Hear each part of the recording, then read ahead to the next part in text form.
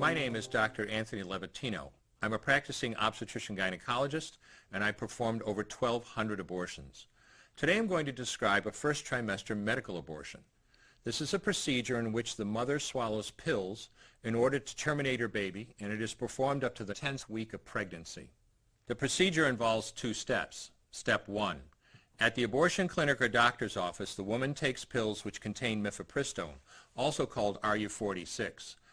RU46 blocks the action of a hormone called progesterone. Progesterone is naturally produced in the mother's body to stabilize the lining of the uterus. When RU46 blocks progesterone, the lining of the mother's uterus breaks down, cutting off blood and nourishment to the baby, who then dies inside the mother's womb. It is important to note that even after it has been taken, it is possible to reverse the effects of RU46 and save the baby if progesterone is administered. The sooner, the better. Step 2. 24 to 48 hours after taking RU46, the woman takes misoprostol, also called Cytotec, that is administered either orally or vaginally. RU46 and misoprostol together cause severe cramping, contractions, and often heavy bleeding to force the dead baby out of the woman's uterus. The process can be very intense and painful, and the bleeding and contractions can last from a few hours to several days. While she could lose her baby anytime and anywhere during this process, the woman will often sit on a toilet as she prepares to expel the child, which she will then flush. She may even see her dead baby within the pregnancy sac. At 9 weeks, for example, the baby will be almost an inch long, and if she looks carefully, she might be able to count the fingers and toes.